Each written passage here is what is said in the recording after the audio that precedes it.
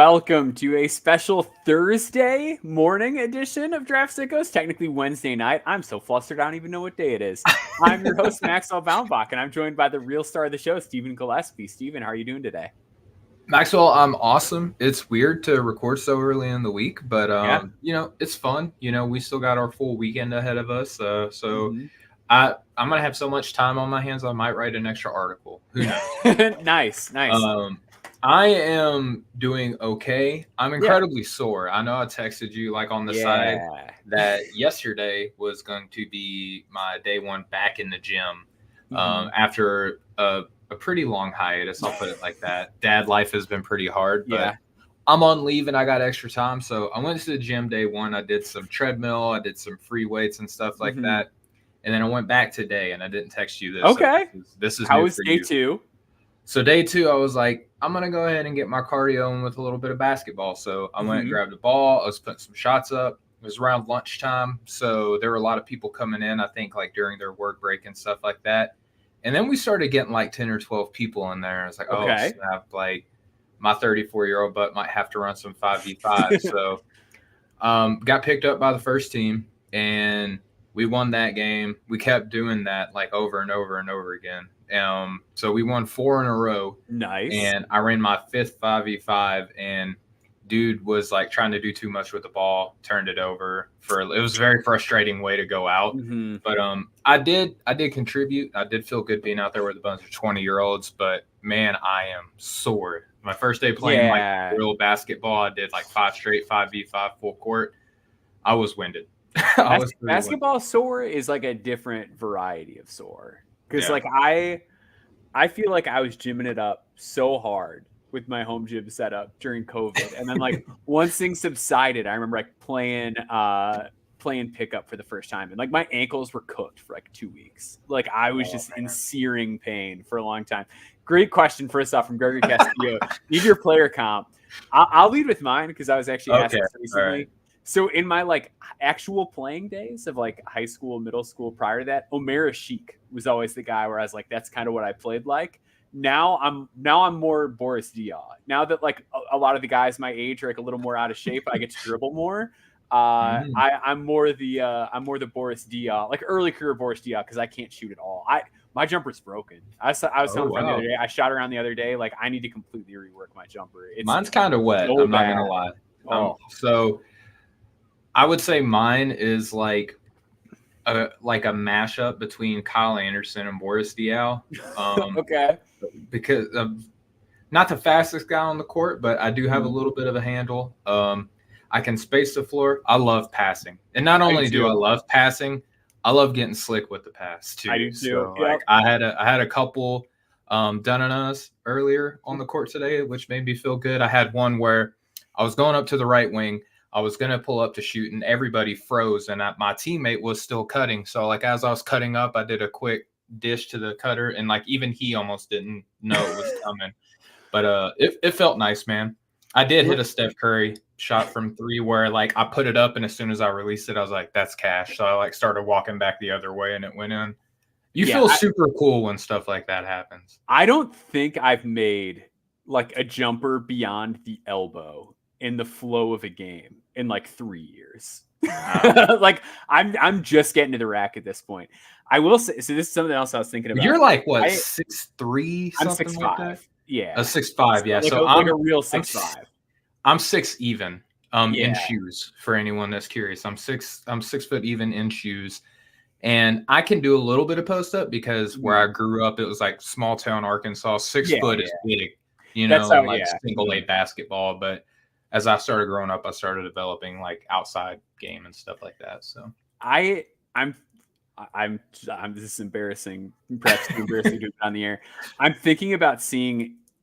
I was talking to somebody about a prospect the other day who might be shoot a guy there. He's I think this guy shoots with the wrong hand, the Ben Simmons thing. And I was do I shoot with the wrong hand? Because I do some stuff left-handed, and I was do I don't know. We got issues. You got the yips? We got to shoot.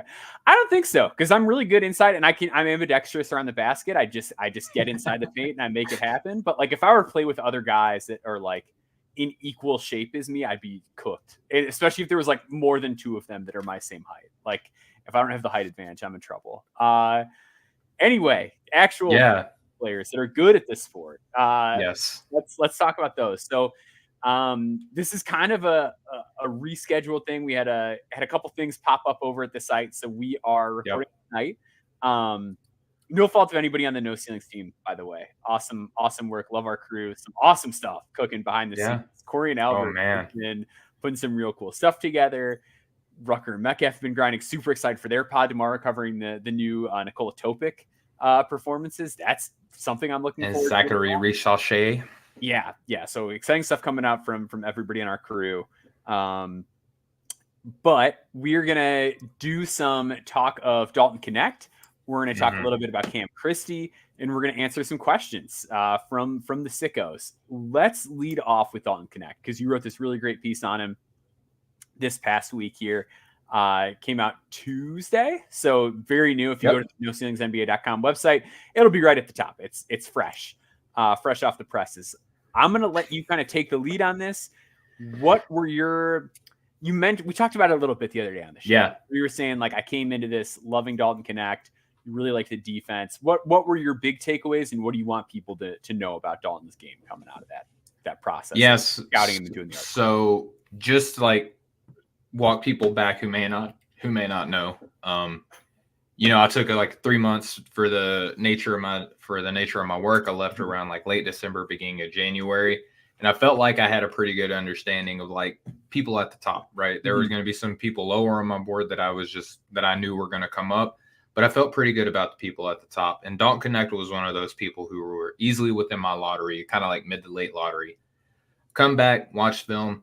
No surprise at all that, this guy who had every step prior to Tennessee, no matter what level of competition that he had like worked his way up to, his productivity and efficiency kind of, rose with him as the level of competition did as well, right? So when I come back and I start watching that, he was even more dynamic on offense than I remember before I left. He started getting more comfortable doing things off of the bounce, which is pretty impressive whenever you're looking at a guy who, is going to get tagged as a shooter, right? So I'm watching the film. I'm getting ready for diving into him and like doing this like pretty big piece on him. It's probably one of the more comprehensive pieces I've ever done, especially like on a player's like ancillary skill sets. And I started coming away really impressed with the driving, the ability to put people, take some people who are similarly built, maybe even a little bit more athletic than he is, taking them to the paint, getting a little bit more physical with them, not just freshmen, but upperclassmen as well. Of course, the shooting was there, but then I started watching the defense, Maxwell, and I know that, our friends at Synergy, they're not the only ones that are susceptible to this. Defensive metrics just across the board, they're really hard to break down at face value and quantify an individual's impact on the defensive end, because how do you give someone a statistic for denying a driving lane or like stopping a dribble altogether before it even like it's really hard to do, right? But these defensive metrics typically indicate how successful a team defense is as opposed to just an individual. And so I'm looking at these numbers. I started getting into the film again on Dalton, and I start seeing like this dude is actually like in his first year with Coach Barnes, like really putting an emphasis on defense is not a lost cause at all. As a matter of fact, I think that he's like a pretty positive contributor to this like really good volunteer defense. And so I'm watching this, and of course, there's some things that he's got to get better at. He's not going to be able to guard like the quick 1s and 2s in the NBA.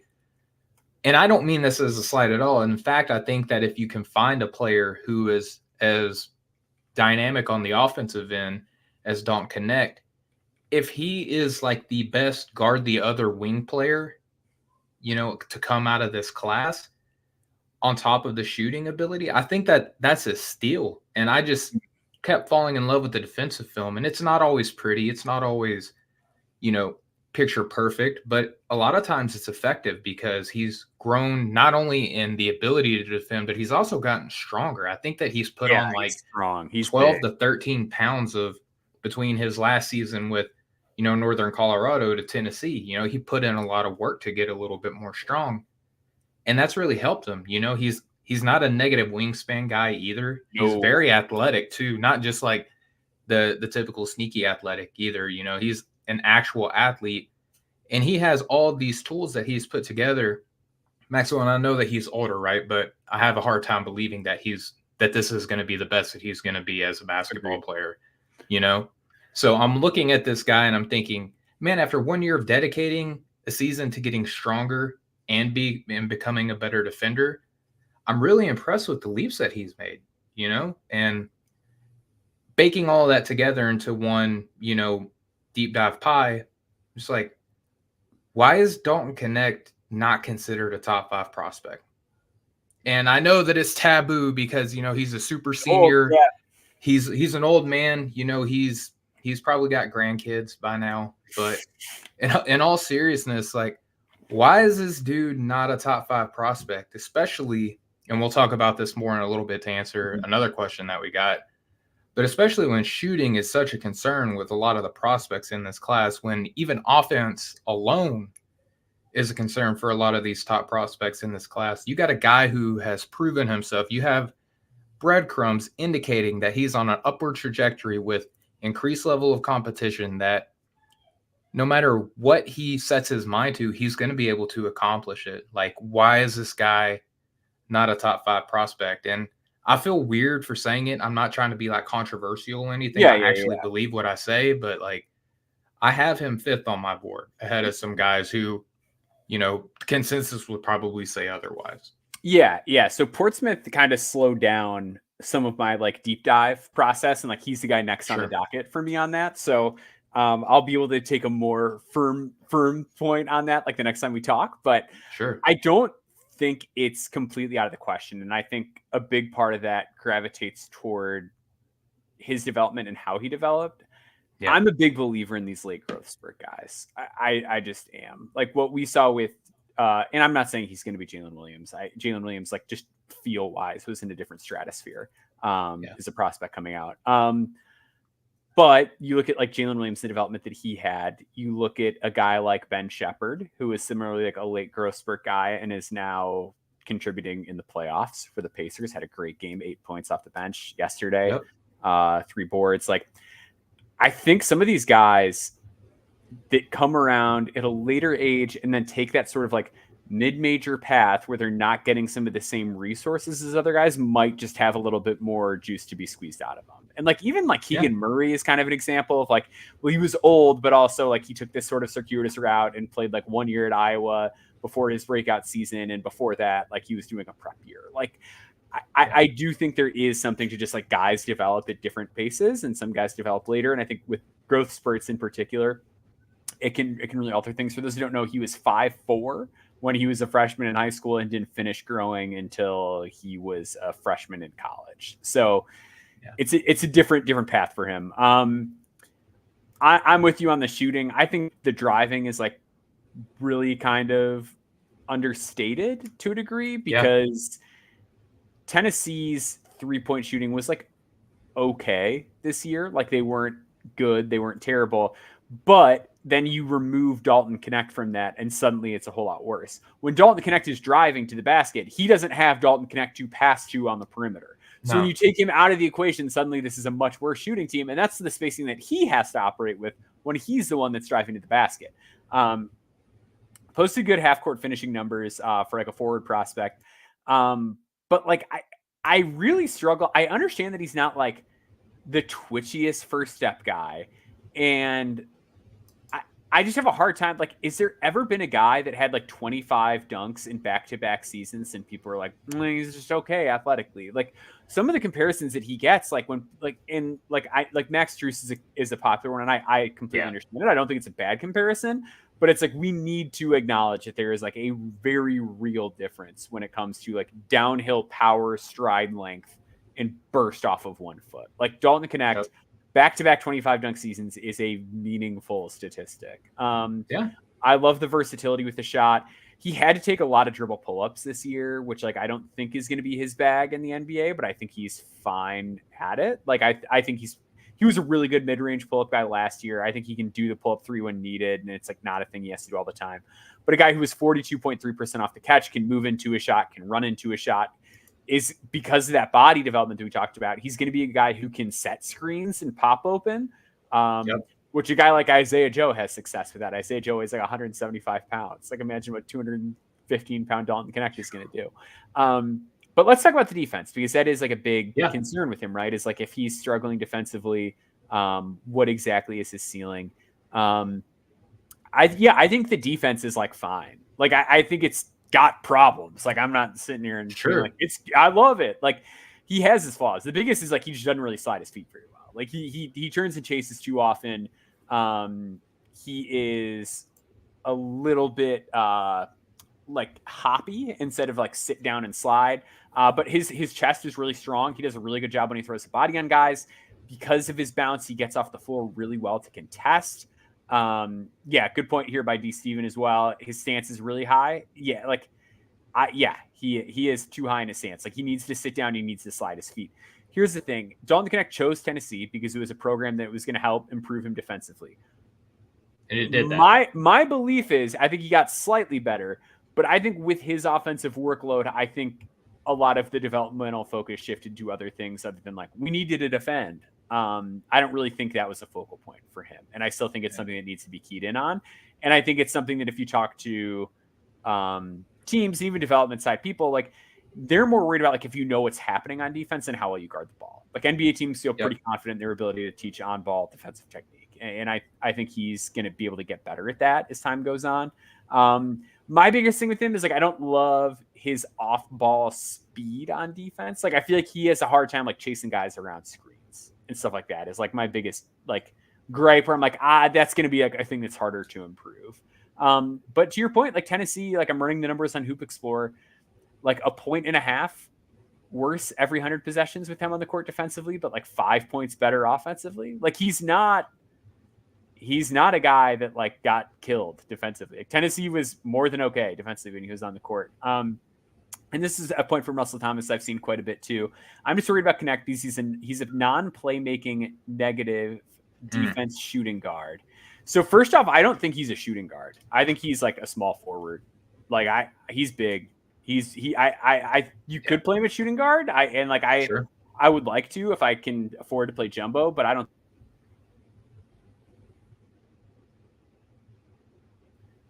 To me, like look at the role. Like how efficient can you be taking when you have to take 16 shots per game, often self-created on an SEC team? I think like, that he had I think he had over like 300 points. He was the leading scorer for Tennessee, and I think it was by like over 300 points if I'm not mistaken. Like if for those that have synergy, you could check that under the cumulative box for whoever you're looking at. I think that he was like over 300 points, which that's a pretty sizable margin in college basketball. For sure. That's a significant difference between your second best player, especially considering like Santiago Vescovi. We've talked about this before. His offense has just like gone away. Josiah Jordan James, a guy who's more on the defensive side, even though he has made improvements on the offensive end. Kai Ziegler is mainly perimeter oriented. Adu is strictly around the basket. There's not a lot of offensive. Like you're not watching UConn's offense when you're watching Tennessee play. They're let's get you in the mud team. And I think that it's kind of similar to what we talked about with Isaiah Crawford, right? Do I think that Dalton Knecht is going to be a bad playmaker with better teammates around him? Absolutely not. Like I don't think that the assist turnover in anything is numbers or anything that you can really take a whole heck of a lot out of because it's all contextual. I'll say too, he posted a career high assist rate and his turnover rate's really low. So like Dalton Knecht is never going to make an with advanced incredibly high usage or do anything crazy. Like the assist rate compared to the usage, I can understand if you're like, I wish he had more assists. I get it. He doesn't make mistakes. That's a key. Yeah, that's important. The fact that he at least knows how to play within himself and can make the next one or like operate a give and go with Jonas Adu really seamlessly in those handoff settings, which is a way that NBA teams are going to use him. Like he's good at that. And I will say, so his true shooting percentage is close to 58, 53.8 effective field goal percentage. Like that's better than a lot of like higher usage guys. So if we look at like recent high usage forwards, Tari Eason was in that same ballpark. It's better than Jaylen Brown, Lamar Stevens, Anthony Lamb, lower than Keegan Murray, lower than Siakam, but higher than like Jalen McDaniels. Like for the usage, it's not bad. It's really pretty solid. And the other thing too is that I don't want it to be a mistake, because I feel like sometimes, we operate in a world of ones and zeros, right? Where it's either you're on or you're off. I'm not sitting here trying to say that Dalton Knecht was a lockdown defender. I'm not saying that picturesque technique or anything like that. I just find it encouraging that the year, like, again, the school that he chose to go to, the reasoning behind that, he did improve defensively. He did get stronger. Those were two objectives that he had in going to Tennessee, and he met them. And that's, if I am going to bet on a player as an NBA front office, I don't know. I find it a little bit more easy to buy into a guy who has a proven track record of improving over time, and who has said that this is what I wanted to do before he went and done it. Like before he even touched the court for Tennessee, he says, I want to be a better defender and I want to be stronger. Everyone says that stuff, right? That's good PR stuff, right? He actually went out and did it. And if I'm an NBA front office in a draft where everyone has giant question marks, I'm getting the most proven shooter out of anybody on high volume, and I'm getting a guy who I can believe will put in the work to improve over time. And that's why I'm buying in on Dalton. Yeah, I think that's completely reasonable. And like, even if like the defense isn't great or if it's bad, like, do you think he could get to like a Pat Connaughton point defensively? Like another guy who has like good athletic tools, but like kind of is like worse than you would expect him to be defensively. Like, I think that's a guy that he could be. I think there's just like a lot of like solid outcomes, even if he doesn't hit like the rosiest outcomes. But I do just think there's like a better chance that he's really, really good than people realize. Like I think that's on the table.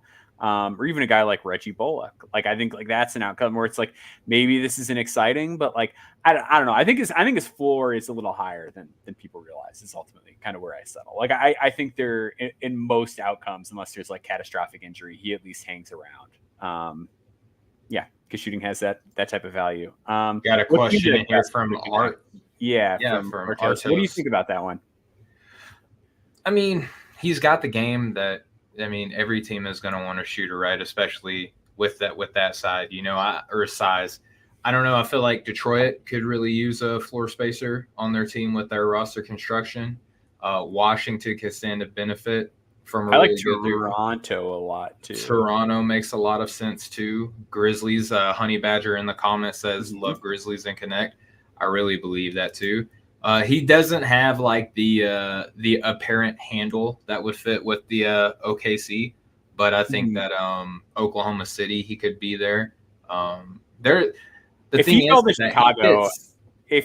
to Chicago and the Bulls are still doing like their thing where they kind of want to compete, he would be nice because they just like don't have willing shooters on that team. Like Atlanta makes sense too. Like they got a lot of wings, but that's the thing is like this guy is going to. He's going to have, one of those quintessential like 8 to 12 to maybe 15-year long NBA careers, because he's got everything in a scoring wing that you could want, with the upside to potentially improve as a defender as well. And that's what I see in him too. Sure. Like if he could get to the point to where if he's like your weakest defender, you're not going to get killed, I think that's ultimately like why I'm bullish on him, is like that exact point. Exactly. All right, we're going to take a quick break. We're going to come back. We're going to talk some Cam Christie, and then we're going to get to your questions.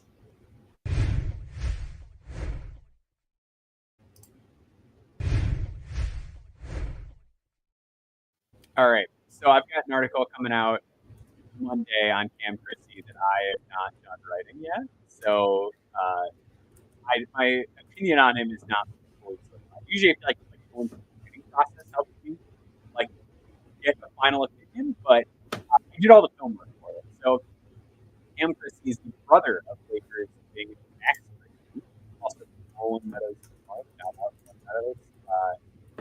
He played in Minnesota this past year, 11.3 game on 40.3, 39.1, 79 splits, 2.6 boards, 2. Yeah. Hey, Maxwell, just real quick, man, your audio is kind of cutting in and out. Yeah, while he's doing that, Cam Christie, for those who don't know, freshman wing from University of Minnesota, has pretty good size, pretty aesthetically pleasing game, and plays a little bit more mature than I think, that freshman tag gets him. He's kind of like sneakily hidden from a lot of people. Maxwell, I know that we talked about this before we went on air. I have him 90th on my board, and there's a lot of reasons that I should have him higher. I just don't know how much I want to buy into, like, maybe 2 skill sets that I see that he has right now that I think could help him in the NBA. I think that he would benefit from a little bit more time, but I'm sure we're going to talk about this here soon. He's not foregoing eligibility, For sure. Am I sounding better now, by the way? Yeah, you sound great. Okay, great. Sorry about that. Yeah, so Cam Christie has started to pop up like on quite a few mocks. Yep. In the second round. Has this nice kind of skill, size, and passing game at 6'6", 2.2 assists to 1.2 turnovers, 39.1% from 3. And yeah, like this is a point from Honey Badger. Yeah, like not much difference between him and Kaishan George. Like that's been a topic of discussion. So Cam Christie, I started my film dive, and like the first thing that really blew me away, I think, was, and I'd obviously watch him a little bit throughout the year, but I had him like 80. Like I was in the same range as you, partially because I just thought he was going to go back to school. Was kind of like the vibe I got, like watching him during the course of the season.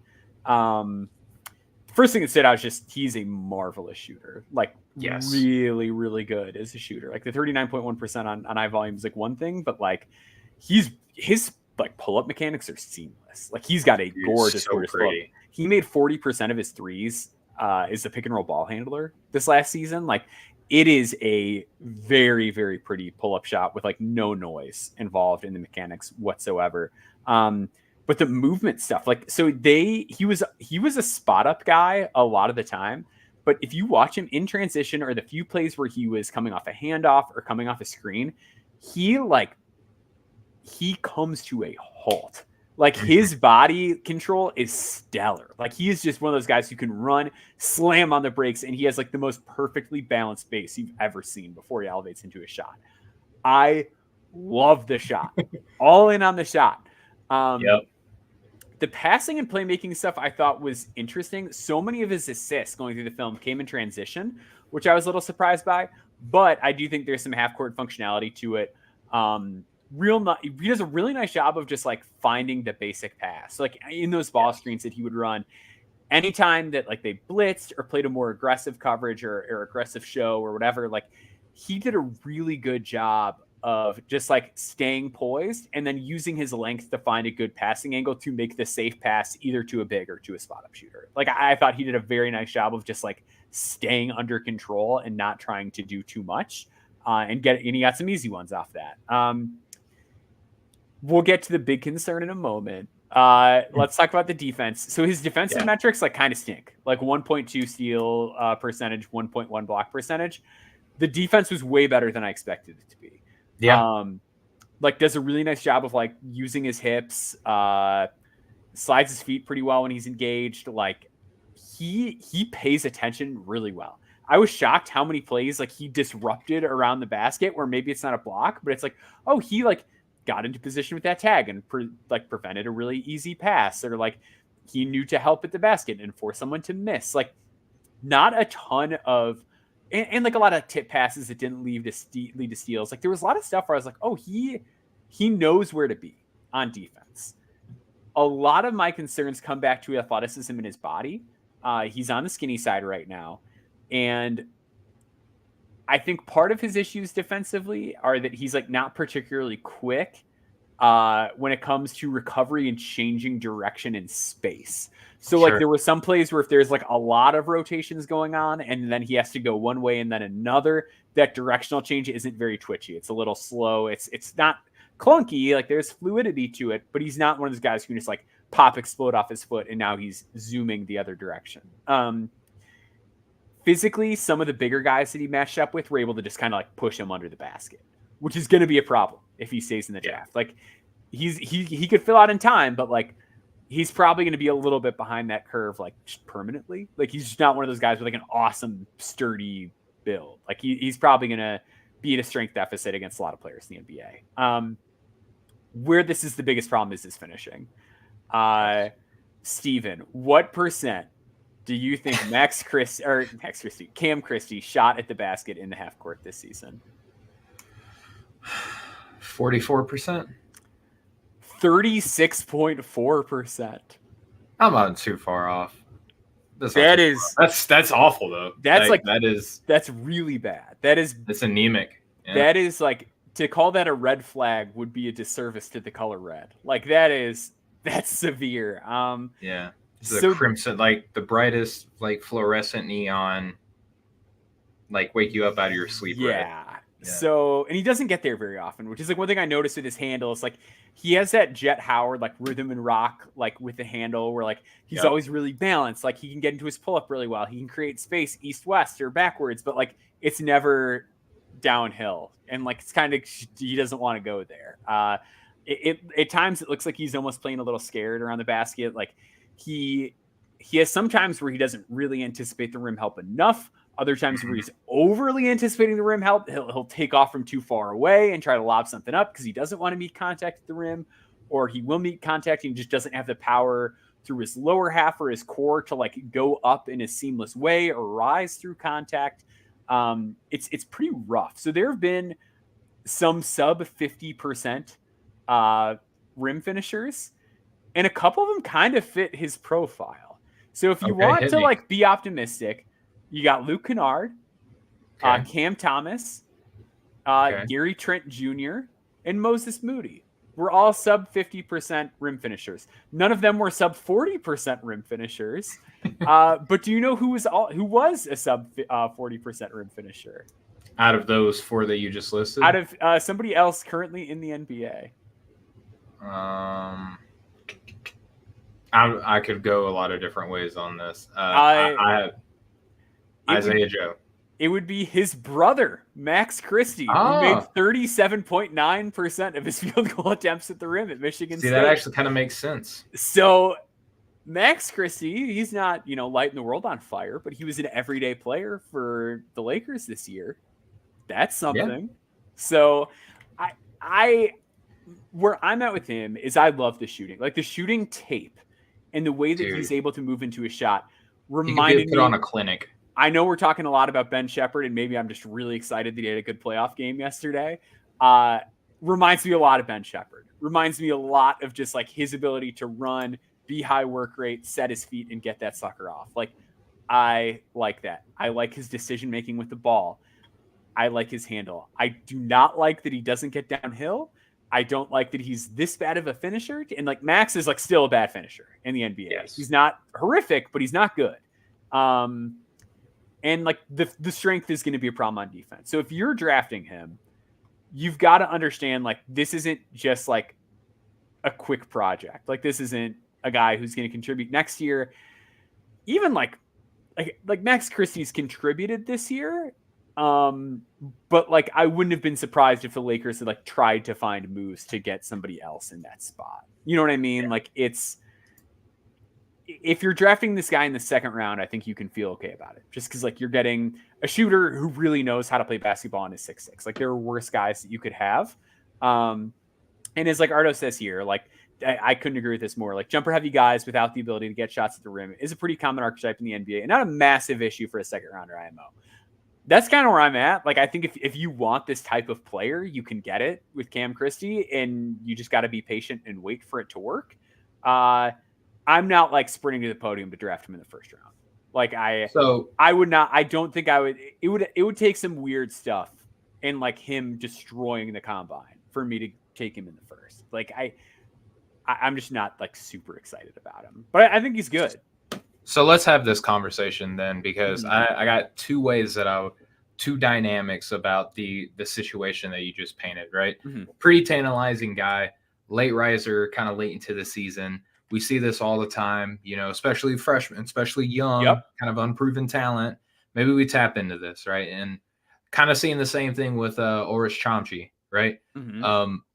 Here's a problem that I have with, and I get it's like at some point, the odds of these players making it go down substantially outside the lottery. It goes down even. I get all of that, right? But you still have to try to make these players work, right? So here's my thing: if it's going to take years for this guy to get ready, and he's not a first round guy, then you have to take him in the third or in the second round.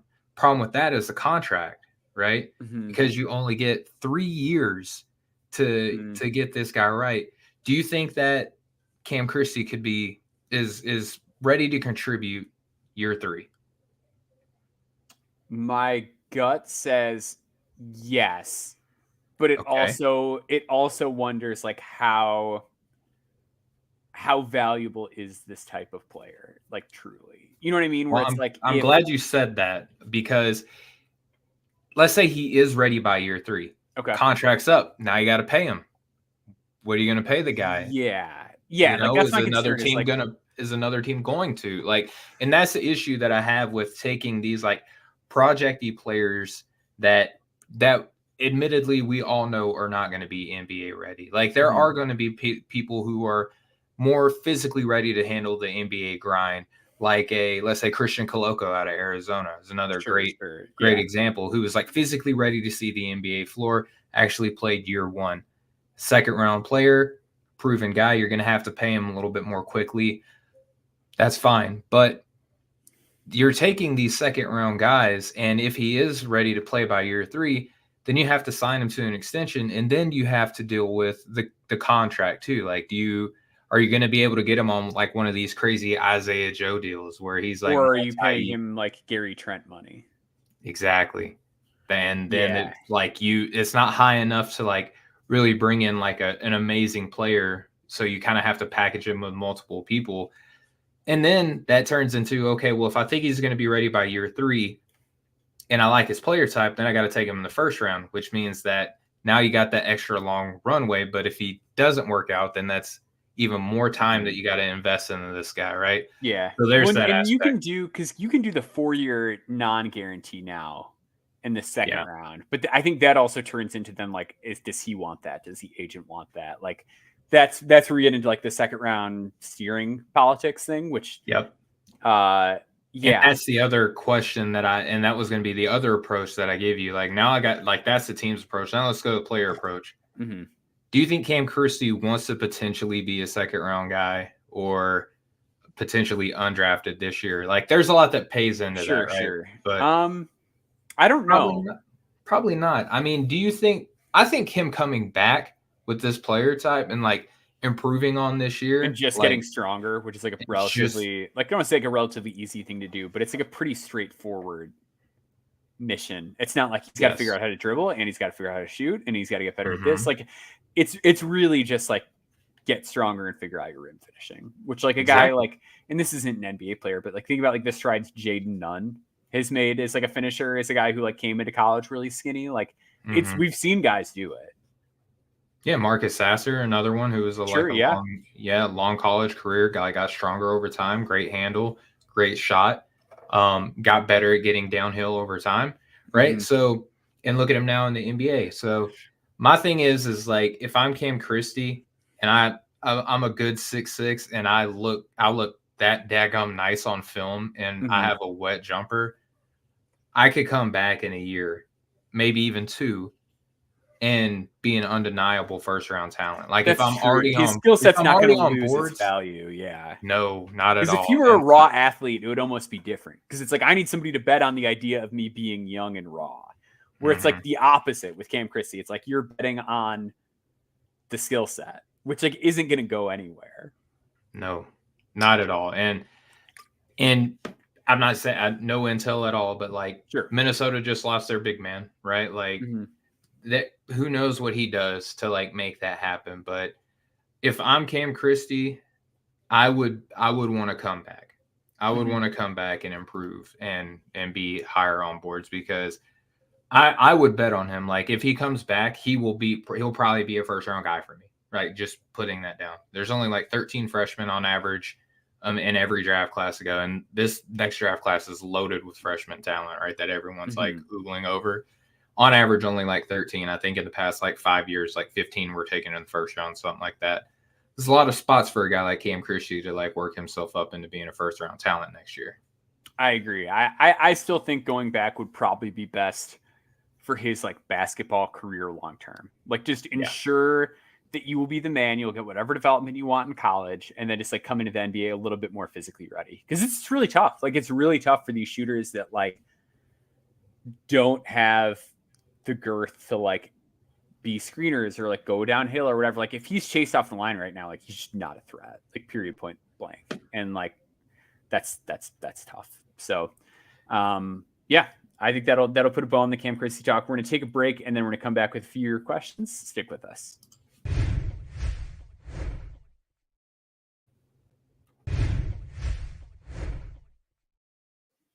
All right, let's get these questions going. I want to take this first question from our good friend Nathaniel Miller. Is there any aspect of draft analysis you're striving to write about with more clarity and depth? Is there any mention like shooting versatility being one of those possible topics? Stephen, anything that you've been like having this kind of stewing in your brain that you've wanted to explore at all lately? So Maxwell, you're like my guy, right? And you get the benefit of hearing me probably more times than anybody should ever want to. So with that, I thank you first off. Secondly, I recently bounced like this thing that I wanted to talk about. And I actually just talked about it with Nick, our editor, because I was kind of running the idea by him. I want to make sure that the piece that I'm working on is good. But I was walking my dog the other day, as one does, as I'm walking my dog, I'm like, I wonder what like how shooting really impacts how teams draft.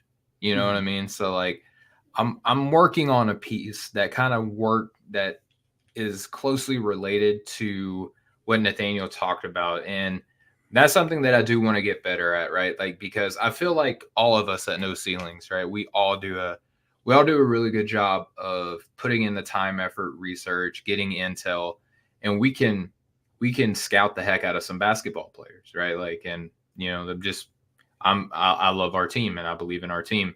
We can scout the heck out of some basketball players, but one thing that I myself as a writer want to get better at is getting more into like these think pieces. I don't want to get galaxy brain, right? Like I sure. Yeah. I don't want to. Yeah. Exactly. And I don't want to try to make myself sound like the smartest guy in the room, because more times than not, I'm just not that guy. Right. But there are some things that I think about a lot. And one of them, I am working on a piece that should be out sometime next week.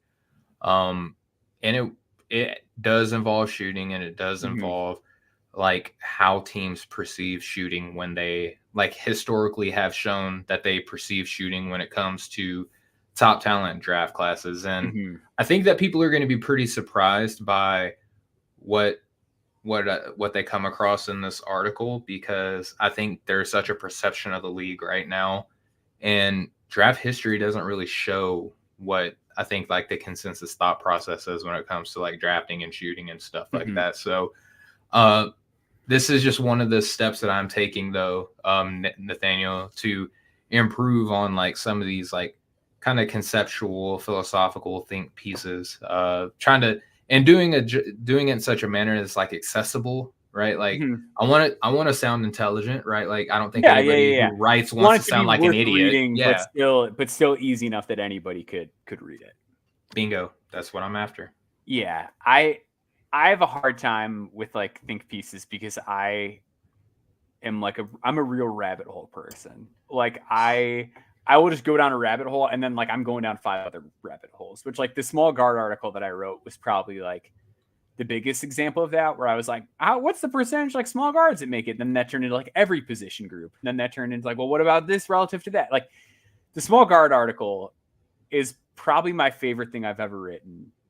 And it's also like the most research I ever did for a piece. Like it was a lot of work. You want to answer the questions before they get asked. Like that's what I find myself doing. Yes, exactly. Yeah. I want to be like a step ahead of the curve in identifying these trends.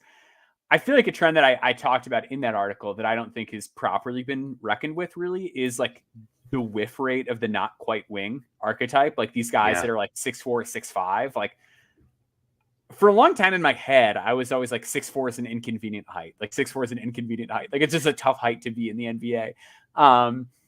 And like, yeah, I think the next thing I want to do is a not quite wing article, like along those lines, because it is just like a type of player that we see teams like whiff and whiff and whiff on. I'd like to do something about the misconception around big men. I think that's correcting itself.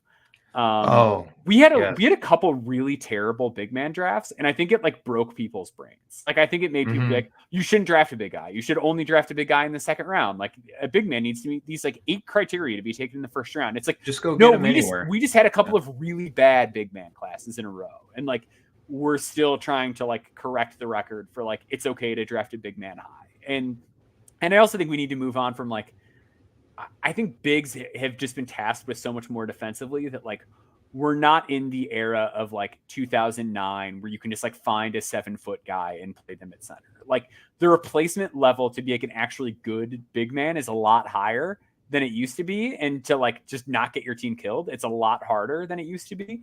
And I think there's been some misunderstanding of that. So like the not quite wing piece and like the big man piece are like the two that I really want to explore and dive into at some point. I'd also really like to get to like, I've had this idea in my head too for like what I call like the bad shooter article, where it's just like taking guys that have been bad shooters that figured it out and then like exploring like what was it? Because I feel like that is something that like everyone's like, that's like free throw percentage, or some people like it's touch or like some sort of like nebulous term. And like I feel like no one's really tried to get to the bottom of that as hard as they should. So like those are the 3 that I'd really like to explore at some point. And I probably will next year. I got 2 things that I want to tag on that. One, especially with the big men, I feel like big men now, because of what the Golden State Warriors playing Draymond Green at center was able to do, was to like, you have to be switchable as a big man. Yeah. And I think that you do have to have some ability, right? Like to not be complete toast to go out on the perimeter as a big man. Like if you find yourself out there, like you can't just like trip over your shoelaces, you know what I mean? But like, I think the importance that we put on big men, like having to be able to be classified as like switchable. I just don't know, like I don't think that that's necessarily as important as like what people are making that out to be. Drop is still like what most teams play. And I remember like 2 years ago, I got yelled at on Twitter by a lot of people because I was like, hey, like here's the starting center, like the last like 6 NBA title teams. And like most, if not all of them played like a drop big as a starting 5. And a lot of people were like, no, like it doesn't matter because like those guys weren't in the closing lineup. And like my point was that like the points that you score at the start of the game count equally to the ones that you play that go in at the end of the game. So if a player is providing you value in the playoffs, it doesn't necessarily like, it shouldn't be a death knell on an entire player archetype because they're not closing the game. Like you're still getting playoff minutes out of a drop center. Like I feel like there was a massive overcorrection on that. And I think we're still kind of reckoning with it a little bit, where I think guys that are like toolsy, but undersized, but like are theoretically switchable and maybe not even really switchable. Like I think still get a rail fan. Yeah. I think guys like that still kind of get a little bit more attention than they should relative to like other guys that should, like can do the center stuff. And speaking of guys that do the center stuff, let's actually like lead this into the next question. If that's cool, or did you have something else? No. Go ahead. So this question was from Greg Williams. I've been thinking about N'Faly Dante at 44 for Houston. Is that too high for him? Is he another drop big, or can he do more? I think that we just said like there's nothing wrong with being a drop big. I do think he's more though. Like in my comment about him, like his steal rate is exceptional. for a center. Like he's really good using his hands, like baiting guys into mistakes. I've never seen a big in college get into as many handles as N'Faly Dante did. I understand there's like medical concerns. I get it. Like he's not a great passer, like whatever.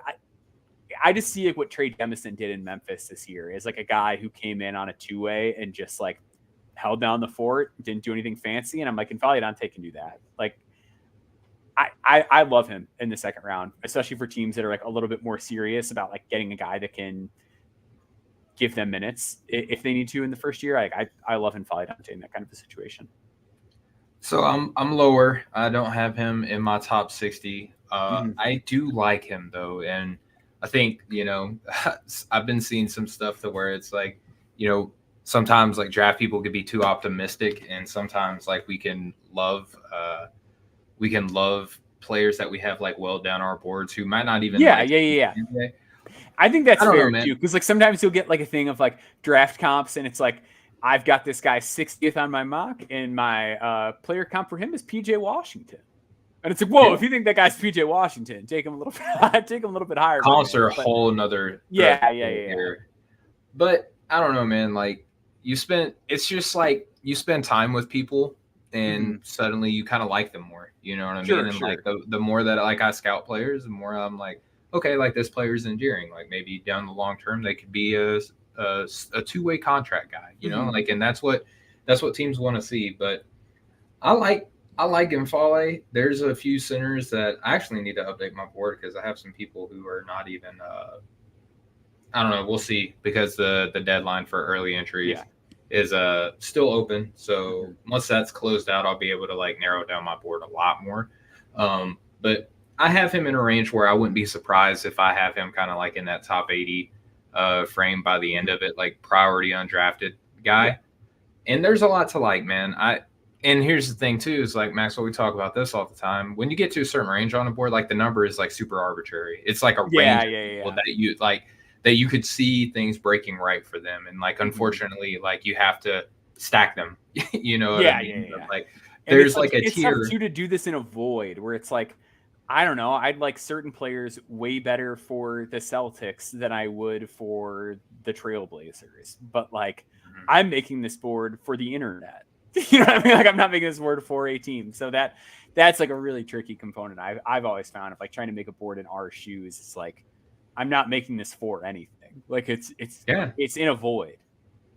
Yeah, 100%. Yeah, and I mean, like, and that's when we go down to where I think fit on team weighs into people's board rankings a lot too. It's like, how many teams could this player like go and lace up for and not be trashed tomorrow? You know what I mean? So like, I don't know. I could see Dante like contributing to a team like that. My ranking is probably not indicative of that, but like there's absolutely a world where N'Faly Dante contributes to an NBA team, and I've been wrong before, So. Yeah. One question we've gotten asked quite a few times here. This one's from Andrew. Who should the Rockets be targeting with the 8th overall pick? Anybody that you really like for Houston? I kind of like the guards for them. Like I kind of like not. I don't know. I don't like Topic there necessarily because like I think it compounds some of the spacing and like defensive problems. Probably won't be there, but no, probably not. But like I think top 3 all year. I think Reed Shepherd's really interesting there because it's like you can play him, Amen, Cam, Jabari, or like even you throw Tari. Like there's like all these different amalgamations of their young guys that you can play around Şengün that just really makes sense to me from like a ball movement, floor spacing, and defensive perspective. Like that's the guy I would love there. I would love Reed there. I think Reed is kind of like if you have to pick a 6'3" guard tomorrow, like out of this class, like he's clearly the answer. Okay. In my opinion, because he feels safer out of any of these guys because he shot like 50% on threes like all year long, posted up ridiculous block and steal percentages all year long, like rebounds, like he checks all the NBA boxes that you want to see from these guards. Now let's say that like he won't be available. I think a lot of people like Rob Dillingham a lot. See, I like the Jared McCain fit a lot more for Houston than I like Rob Dillingham because I think Rob is going to be on a team and he's going to want to, or a team drafting Rob is probably going to want to let him do more with the ball in his hand. Whereas Houston already has, Şengün, they have Thompson, they got Fred VanVleet, they got Jalen, Cam Whitmore is probably going to want touches. They got Jabari to feed too. So I think that there's already enough ball handling there. And Jared McCain had just showed you that he is a great off the ball guard who is sturdy enough, I think, to weather the NBA. And he's not I think he'd be like a good one position defender, which is all you really would need him to do on that team. And again, reliable floor spacer, man. I think that he's got better passing ability than he was able to show at Duke. Duke's offense drives me crazy, but I think that he fits Houston a little bit more than a Rob Dillingham, even though Rob has probably got the highest offensive, self-generated offensive upside probably out of all three of those players. Yeah, and I think there's something to be said for him in some of those lineup fits too, where it's either him, Amen, or Şengün, where it's he can, if you're worried about the playmaking stuff with him, he might not have to do a ton of it. So I definitely think there's some value to that as well.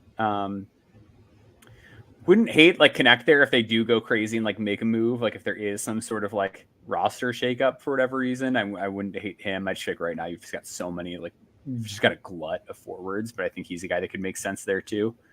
And this is another point too from Honey Badger. Amen makes me a lot less worried about how small Rob is. I think that's the idea. I think my concern is then the Rob, Jalen, Şengün lineups.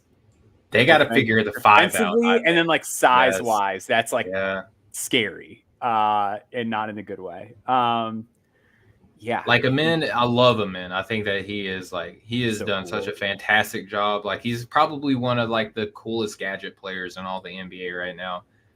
My thing with Houston with Rob would be who's the ball getting funneled to, because Jabari Smith Jr., love him, absolutely adore him. He's not a 5. If Donovan Clingan would be freaking awesome on this team, you know what I mean? And do you have enough spacing at that point though? Because then it's Clingan, Şengün, and then potentially there's the lineups where it's just a very precarious Jenga tower that you're building with this roster. Yeah, and Ardos brings up a good point here too. Is that Şengün is a great player, but he makes roster building such a balancing act, and he does get the Yoka comparisons because he is he's a really good passer. Is one of the things I appreciated about him the most when he was coming into the NBA. But the thing is, Yoka, and we're seeing it in the playoffs right now, is he's improved so much on the defensive end, and it's showing that he's bigger too. He's height and strength make a big difference. For your ability to improve on the defensive end. Even if Şengün gets to be respectable on the defensive end, he's not scaring anybody away or he's not. I don't know. There's going to be people who are bigger at his position. Let's say. For sure. Yeah. Well, I think that were there any other questions? I think that was it. That's all that I got, man. Cool. Awesome. Yeah. Well. We appreciate you guys. Oh man, favorite first. Real quick, we'll do a rapid fire on this one because my wife's gonna get the baby monitor out of our bedroom. Oh no! Each of y'all's favorite fringe first round combo guard. That's Hunter Salas easily. I have him 21 on my board. Okay. Jared McCain's not fringe first round anymore, is he? No. I don't like combo guards. I don't have a lot of them. Let me pull up my last board because I haven't updated. Tyler Kolek? I don't really like Tyler Kolek that much. Get out of here. AJ Johnson. I don't like AJ Johnson either. Get out of here. I'm gonna steal your answer. AJ Mitchell? I'll say Hunter Salas. AJ Mitchell I need to do more work on just because I caught him on bad games. And then would you be surprised if Tristan Da Silva gets drafted before Cody Williams? That's a fun question. I wouldn't put the odds at 2-1. You know what I mean? I don't think it's going to happen. But I think there's a 3% chance that it happens. I don't even know. I would say 2%. Somebody's going to swing on Cody. I would be surprised It wouldn't surprise me though if De Silva ended up being the better player than Cody, and I love. Cody. I think that's possible. Yeah, I think some of the Cody outcomes there's some data red flags on Cody for sure. So absolutely. That'll do it. Steven, anything you want to plug? No, man, just NoCeilingsNBA.com, No Ceilings NBA on YouTube. We've got a lot of great stuff working. I know that Corey and Albert just did another fantastic film breakdown. Those dudes stay working.